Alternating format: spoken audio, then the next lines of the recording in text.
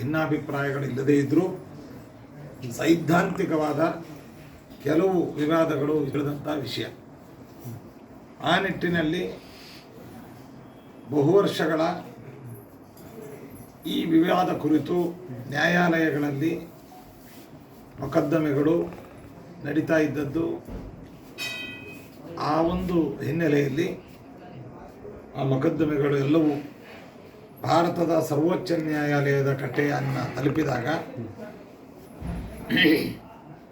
ಭಾರತದ ಸರ್ವೋಚ್ಚ ನ್ಯಾಯಾಲಯ ಒಂದು ಉತ್ತಮವಾದಂತಹ ಸೂಚನೆ ಮತ್ತು ಮೀಡಿಯೇಷನನ್ನು ರೆಫರ್ ಮಾಡಿತ್ತು. ಭಾರತದ ಸರ್ವೋಚ್ಚ ನ್ಯಾಯಾಲಯದ ನಿವೃತ್ತ ನ್ಯಾಯಾಧೀಶರ ನೇತೃತ್ವದಲ್ಲಿ ಉಭಯ ಮಠಗಳ ಸ್ವಾಮಿಗಳು ಕುಳಿತು ಈ ಉಭಯ ಮಠಗಳಿಗೆ ಸಂಬಂಧಪಟ್ಟಂತಹ ವಿವಾದಗಳನ್ನು ಮಾತುಕತೆಗಳ ಮೂಲಕವಾಗಿ ಪರಿಹಾರ ಕಂಡುಕೊಳ್ಳುವ ಒಂದು ಪ್ರಯತ್ನವನ್ನು ಮಾಡಬೇಕು ಅಂತ ಸೂಚನೆ ಮಾಡಿತ್ತು. ಆ ಒಂದು ನಿಟ್ಟಿನಲ್ಲಿ ನಿನ್ನೆಯ ದಿನ ತಮಿಳುನಾಡಿನ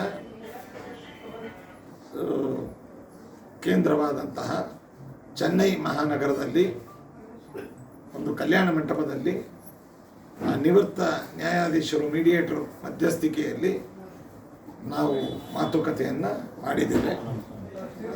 ನಮ್ಮ ವಿಚಾರಗಳನ್ನು ಅವರು ಮುಂದಿಟ್ಟಿದ್ದೇವೆ ಮತ್ತು ವೈಯಕ್ತಿಕವಾಗಿ ನಮಗೆ ಯಾವುದೇ ಭಿನ್ನಾಭಿಪ್ರಾಯಗಳಿಲ್ಲ ಎಂಬುದನ್ನು ಕೂಡ ನಾವು ಸ್ಪಷ್ಟಪಡಿಸಿದ್ದೇವೆ. ಸಮಾಜದ ಹಿತದೃಷ್ಟಿಯಿಂದ ಧರ್ಮದ ಸಂಘಟನೆ, ಧರ್ಮದ ಉಳಿವಿಗಾಗಿ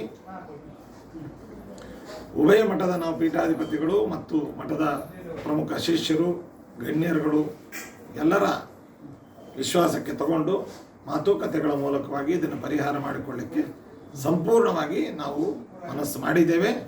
ಅದರ ಪ್ರಯತ್ನವೂ ನಡೆದಿದೆ. ದೇವರಲ್ಲಿ, ರಾಯರಲ್ಲಿ ನಾವು ಪ್ರಾರ್ಥಿಸ್ತೇವೆ ಈ ಸಮಸ್ಯೆ ಉತ್ತಮವಾದ ರೀತಿಯಲ್ಲೇ ಪರಿಹಾರವಾಗಲಿ, ಸಮಾಜಕ್ಕೆ ಒಂದು ಉತ್ತಮ ಸಂದೇಶ ಬರಲಿ. ಸಮಾಜದಲ್ಲಿ, ಅದರಲ್ಲಿಯೂ ವಿಪ್ರ ಸಮುದಾಯದಲ್ಲಿ, ಅದರಲ್ಲಿಯೂ ಮಾಧ್ವ ಸಮುದಾಯದಲ್ಲಿ, ಅದರಲ್ಲಿಯೂ ರಾಘವೇಂದ್ರ ಸ್ವಾಮಿಗಳವರ ಮಠದ ಮತ್ತು ಉತ್ತರಾದಿ ಮಠದ ಶಿಷ್ಯರಲ್ಲಿ ಏನು ಗೊಂದಲ, ಆತಂಕ ಇದೆ ಅದು ಶೀಘ್ರವಾಗಿ ಪರಿಹಾರವಾಗಲಿ ಅಂತ ದೇವರಲ್ಲಿ, ರಾಯರಲ್ಲಿ ಪ್ರಾರ್ಥಿಸ್ತೇವೆ. ನಿನ್ನೆ ಒಟ್ಟಾರೆ ಬೆಳವಣಿಗೆ ಫಲಪ್ರದ ಆಗಬೇಕು ನೋಡಿ ಅನ್ನೋ ಭಕ್ತರ ಅಭೀಷ್ಟ ಆಗಿದೆ. ಎರಡೂ ಮಠಗಳ ಭಕ್ತರು ಅಂದರೆ ನಾವಿಬ್ಬರೂ ಸ್ವಾಮಿಗಳು ಈ ಮಾತುಕತೆ ಫಲಪ್ರದ ಆಗತ್ತೆ ಅನ್ನುವಂಥ ಭರವಸೆಯನ್ನು ಇಟ್ಕೊಂಡಿದ್ದೇವೆ. ಶಿಷ್ಯರು, ಭಕ್ತರು ಅಥವಾ ಮಾಧ್ಯಮದವರು ಎಲ್ಲರೂ ಕೂಡ ಈ ವಿಷಯಗಳಿಗೆ ಸಕಾರಾತ್ಮಕವಾಗಿ ಸಹಕಾರವನ್ನು ಮತ್ತು ಸಲಹೆಗಳನ್ನು ನೀಡಿದರೆ ಖಂಡಿತ ಇದು ಪರಿಹಾರ ಆಗತ್ತೆ. ನಿನ್ನೆ ಕೆಲವೊಂದು ವಿಡಿಯೋ ನೋಡಿದಾಗ ಏನೋ ಒಂದು ಬದಲಾವಣೆ ಅನ್ನಿಸ್ತು.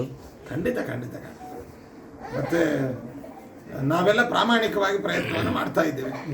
ಮಾಧ್ಯಮದವರು, ಆಯಾ ಮಠಗಳ ಶಿಷ್ಯರು, ಭಕ್ತರು ಮತ್ತು ಅಭಿಮಾನಿಗಳು ಎಲ್ಲರೂ ಕೂಡ ಆ ನಿಟ್ಟಿನಲ್ಲಿ ಸೂಕ್ತವಾದ ಸ್ಪಂದನೆಯನ್ನು, ಸಲಹೆಯನ್ನು, ಸಹಕಾರವನ್ನು ನೀಡಿದರೆ ಖಂಡಿತ ಆಗತ್ತೆ. ಭಕ್ತರು ಅಂತೂ ಎರಡೂ ಮಠದ ಭಕ್ತರು ಅಂತೂ ಇದಕ್ಕೆ ಉತ್ಸುಕತೆ ಒಳಗಿದ್ದಾರೆ. ಎರಡೂ ಮಠಗಳು ಕೂಡಲಿ ಅನ್ನೋದನ್ನು ನಾವೆಲ್ಲ ಸಹಿತವಾಗಿ ಬಯಸ್ತೇವೆ. ಈಗ ನಾವು ನಮ್ಮ ಉತ್ತರಾದಿ ಮಠದಾಗೆ ಮಾತಾಡ್ತಿದ್ರೆ ಸಹಿತ ಅದೊಂದು ಇದರಿಂದ ಬೆಳೆಸ್ತೇವೆ. ವಿಷಯ ಹೇಳ್ತೇನೆ, ನಮ್ಮ ಹಿಂದೂ ಸಂಘಟನೆ ಆಗಬೇಕು ಅನ್ನೋದು ಒಂದು ಕಾಳಜಿ, ವಿಪ್ರ ಸಂಘಟನೆ ಆಗಬೇಕು ಅದು ಮತ್ತೊಂದು ಕಾಳಜಿ, ಮಾಧ್ವ ಮಠಗಳ ಸಂಘಟನೆ ಆಗಬೇಕು ಅನ್ನೋದು ಇನ್ನೊಂದು ಕಾಳಜಿ. ಅದರಲ್ಲಿ ರಾಘವೇಂದ್ರ ಸ್ವಾಮಿಗಳವರ ಮಠ, ಉತ್ತರಾದಿ ಮಠ ಈ ಗೊಂದಲ ಪರಿಹಾರ ಆಗಬೇಕು ಅನ್ನುವಂಥದ್ದು ಎಲ್ಲ ಮಠದ ಶಿಷ್ಯರಲ್ಲೂ ಇದೆ. ಯಾಕೆ ಅಂತಂದರೆ ರಾಯರು ಅನ್ನುವಂತಹ ಒಂದು ಮಹಾನ್ ವ್ಯಕ್ತಿತ್ವ, ಮಹಾಗುರುಗಳು ಜಾತ್ಯತೀತವಾಗಿ ಎಲ್ಲರಿಗೂ ಬೇಕಾದವರು. ಆದ್ದರಿಂದ ಎಲ್ಲ ಮಠದ ಶಿಷ್ಯರು ಇದನ್ನು ಕಳಕಳಿಯಿಂದ ಅಪೇಕ್ಷಿಸೋದು ಮತ್ತು ನಿರೀಕ್ಷಿಸೋದು ಸಹಜವಾದ ವಿಷಯ. ಒಳ್ಳೆಯದಾಗಿ.